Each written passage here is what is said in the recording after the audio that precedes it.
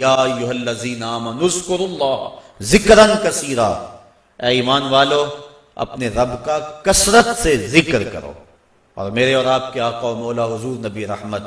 सल्लल्लाहु अलैहि वसल्लम ने इरशाद फरमाया, अल्लाह का जिक्र इस अंदाज से करो कि लोग तुम्हें मजनून कहें ये तो पागल हो गया। बल्कि एक रिवायत इमाम तिबरानी ने बयान फरमाई है कि अल्लाह का जिक्र इस तरह करो कि मुनाफिक तुम्हें ताना दें कि रियाकारी कर रहे हो।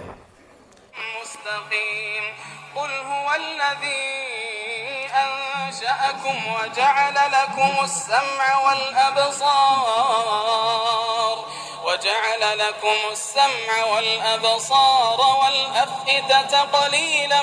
ما تشكرون قل هو الذي ذرأكم في الأرض وإليه تحشرون ويقولون متى هذا الوعد إن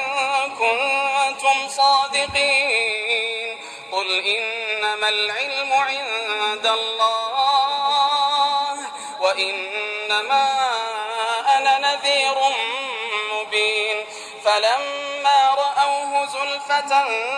سيئت وجوه الذين كفروا وقيل هذا الذي كنتم به تدعون قل أرأيتم إن أهلكني الله ومن معي أو رحمنا فمن يجير الكافرين من عذاب أليم قل هو الرحمن آمنا به وعليه توكلنا فستعلمون من هو في ضلال مبين قل أرأيتم إن أصبح ماؤكم غورا فمن يأتيكم بماء معين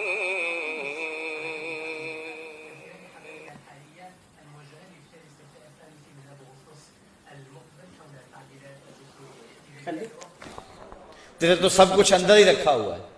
तू जरा गौर तो कर, तफक्कुर तो कर, जरा उसको आवाज तो देख के देख। तेरे मन से आवाजें ना आई तो कहना अंदर बूटी मुश्क मचाया अते जान फुलन ते आई हो। तूने दर दर क्या जाना है, सब कुछ तो तेरे अंदर रखा हुआ है।